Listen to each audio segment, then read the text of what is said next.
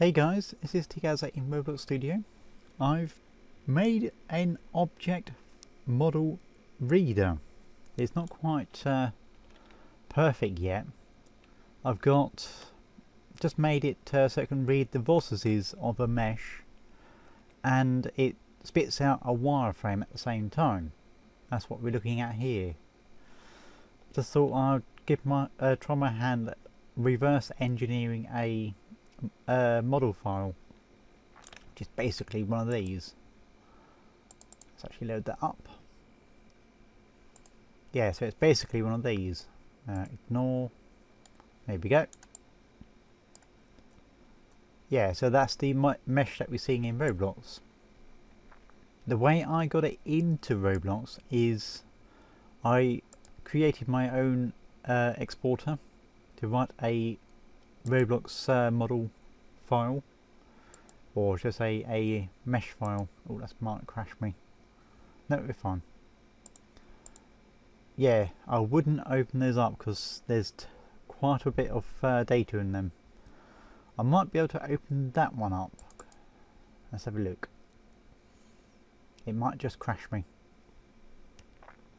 and I think that might have just crashed me. Close that down. Yeah, basically all they are let's minimize all these windows, pop that down. It's basically just an array that I've spit out from my object reader, which is basically, if I can find them, and that's the object file. It's all in text, and my reader reads every single part of that. Apart from the vortex normals and faces, I still haven't got my head around how to do faces yet. Like, let's have a look. These are the vortices of the mesh, of that warrior mesh. Vortex textures, I'm not quite sure what that is. I think that's what it stands for. Then we got vortex normals, which is, I think, which way the face is facing according to the vortices. I'm not 100% sure on that. Then we got the faces, which is what I'm messing about with, and it looks like a load of numbers, doesn't it? Basically is. It's just indexing where the vortices are, what it's attached to. Like, that's 1, that's 2, that's 3, so it's a triangle. So vortex 1 is attached to, vortex 3 is attached to, and vortex 2. These separate parts are the vortex normal and something else haven't quite worked out yet. Maybe texture, I don't know, texture coordinate. So yeah, I'm slowly but surely cancel. That did actually load. Yeah, I'm slowly but surely reverse engineering the object file format. Let's actually load that one up. This might be too big, and I think it is, because we're inside the thing. Right, let's scale that down. Scale of 1 to 1, that'll do. Play. We should be inside the boat, because I think that is the boat. Now here we go. Shouldn't take too long to render. Here we go. Just done the vortices. Now it's just doing the wire mesh even. Put my teeth in. As you can see, I've practically been up all night trying to do this. So now 7 o'clock in the morning. Blimey. But there she is.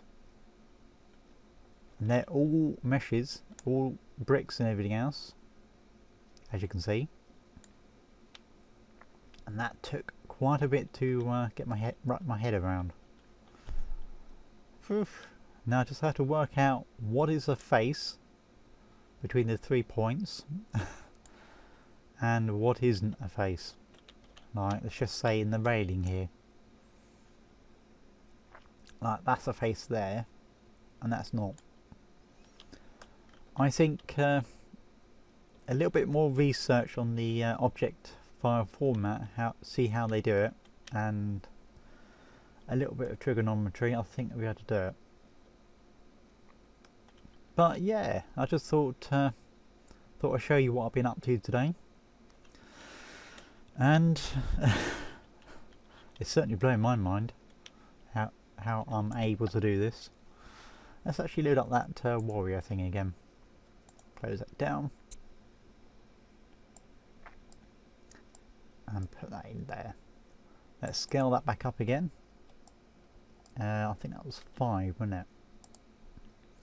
Yeah, basically all that exporters does is converts all the vortices inside the object file into this kind of structure. So we've got vortices, and then there's an object, or should I say a table of vortices, in this case a vector3 point, and for the faces it just indexes what vortices the faces are connected to. That's basically all that is.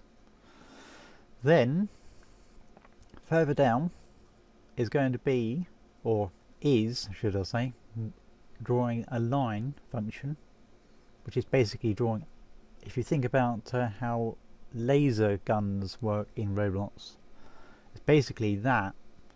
I've just modified it so it goes from point A to point B, where point A would be the gun, point B would be where you're shooting at. That's basically all that is. And the draw point is just practically just drawing a brick in a position. That's basically all that is. And this part here is a little fail safe, so if I do forget to put a model inside that, it will spit out an error saying there's no model. That's basically all that is. So it's got detection and everything else. Let's load that up. Play. It might take a while for it to load. Yeah, there we go. I just think that's quite cool, quite amazing how someone thought up a way of actually saving a 3D mesh inside a file, where I'm barely understanding how to do a texture.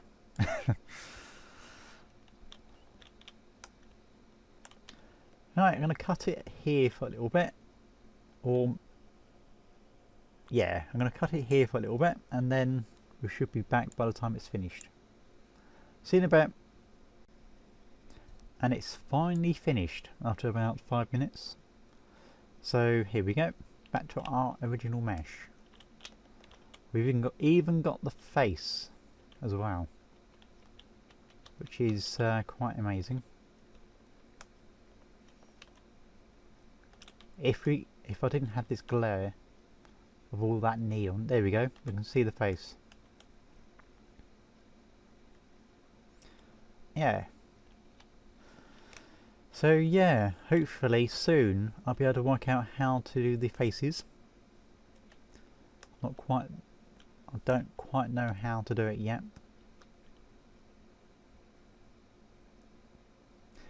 Anyway, this has been Tiaza in Roblox Studio on my object file reader, writer, whatever you call it. Oh, before I go, I'll show you how I did it. It's not much. How I loaded that in. Where are we? I do the warrior again. Right, open. It just basically just spits out the Roblox model file. Okay. I don't want to overwrite the other one, just in case, because it's a little bit buggy sometimes, where it doesn't save all the faces. If I want to have a quick look at that code, I can show you. Step 1. There we go, my HTML page that spits out the model file. So yeah, down here is where it reads. There we go, there's the vortices, which is basically, that's the faces, and up the top is the vortices. There we go. So that's the vortices side of it. It records what it's found, and then there's the faces. And then down below is how I format it. As you can see there, we've got point A, point B, point C, etc, etc. Which is, let's actually load that one up. There we go. Let's actually make that a bit more clearer. This is what you will find inside a Roblox model file. There we go. So in Roblox it would look like this.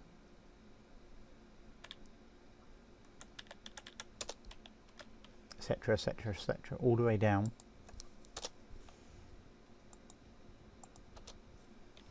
And the faces, that'll be somewhere there. Point A, point B, point C. You get the general idea. It's that sort of thing. So yeah, hopefully soon I may have to modify my my exporter, or converter should I say, so it can do faces. But I'm thinking that that's all I need. Anyway, get back to Roblox. Yeah, so as I say, hopefully soon I'll be able to make 3D meshes inside Roblox. As you can see, it's not too bad, the lag wise. But if I unanchor that lot, then God help my computer. Anyway, T-Gaza signing out.